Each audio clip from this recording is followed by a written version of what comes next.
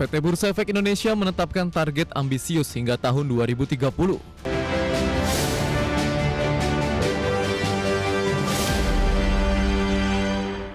Pemirsa, Bursa Efek Indonesia menetapkan target jangka menengah hingga tahun 2030 di bawah kepemimpinan direksi baru hasil RUPS tahunan 2026.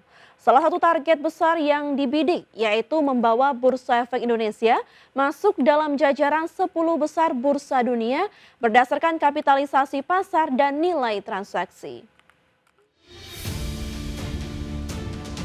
PT Bursa Efek Indonesia menetapkan target ambisius hingga tahun 2030.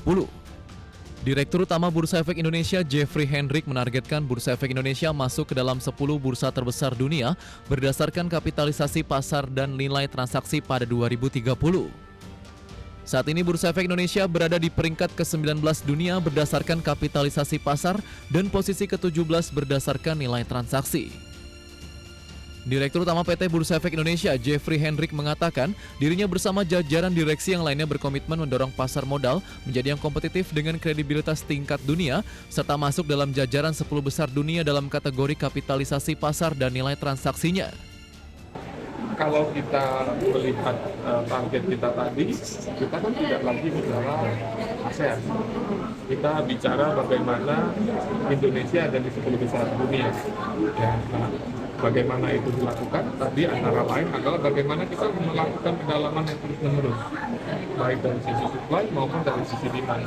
Bagaimana ke depan akan lebih banyak lagi perusahaan-perusahaan dengan kapitalisasi besar dan dalam jumlah yang cukup dan memadai itu ada di bursa kita.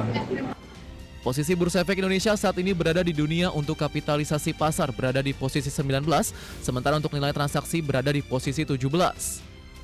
Jajaran direksi yang baru pun akan berupaya untuk dapat menaikkan posisi Bursa Indonesia saat ini. Berikut jajaran direksi Bursa Efek Indonesia periode 2026-2030.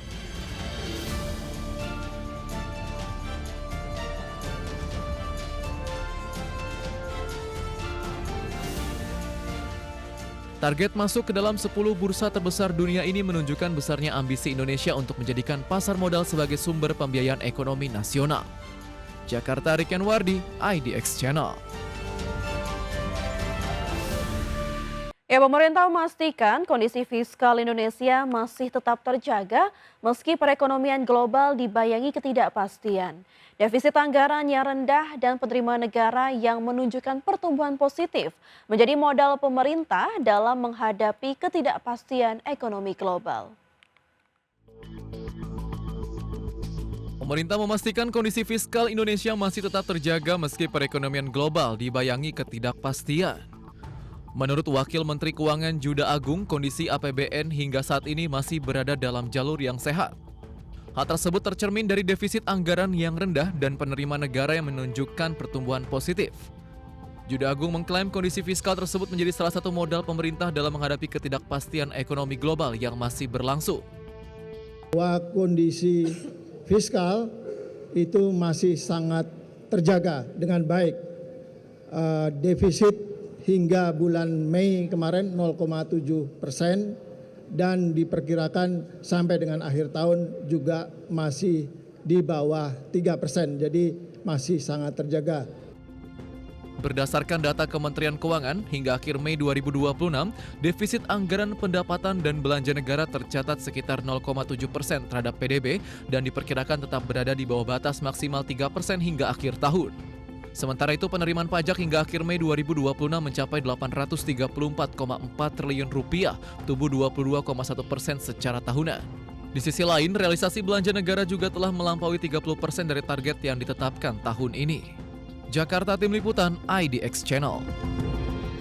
Pemirsa, Mitra Retail Elektronik PT Era Jaya Swasembada Tbk secara resmi menetapkan kucuran dividen tunai sebesar 389,6 miliar rupiah untuk tahun buku 2025. Keputusan yang setara dengan Rp25 per saham ini mencerminkan komitmen perseroan dalam memberikan nilai tambah bagi pemegang ekuitas sejalan dengan kinerja perusahaan yang solid. Emiten retail elektronik PT Era Jaya Swasembada Tbk secara resmi menetapkan kucuran dividen tunai sebesar 389,6 miliar rupiah untuk tahun buku 2025. Keputusan strategis tersebut disahkan secara resmi dalam rapat umum pemegang saham tahunan perseroan yang digelar pada Senin 29 Juni 2026. Nilai kucuran dividen ini mengambil porsi sekitar 32,6% dari total laba bersih perseroan yang berhasil dikantongi sepanjang tahun lalu. Sebagai catatan, Era Jaya sukses mencetak laba bersih sebesar 1,19 triliun rupiah yang ditopang oleh tingginya angka penjualan bersih senilai 76,6 triliun rupiah.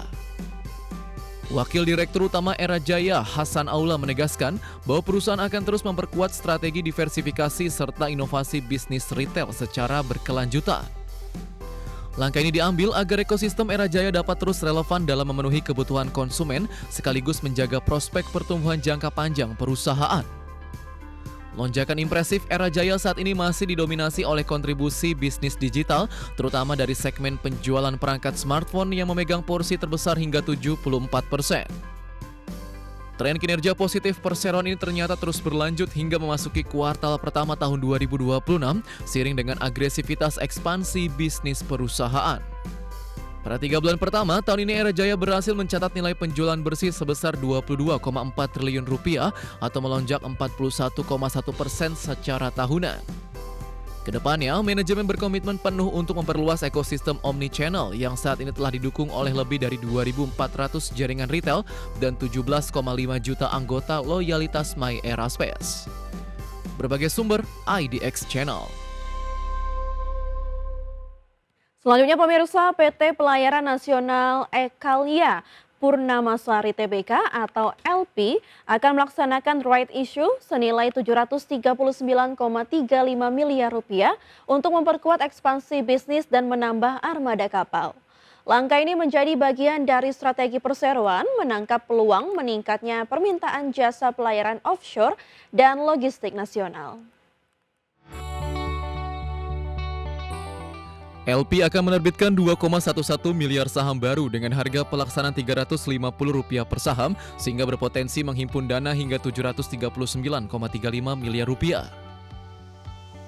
Aksi korporasi ini dilakukan setelah memperoleh pernyataan efektif dari Otoritas Jasa Keuangan atau OJK pada 26 Juni 2026.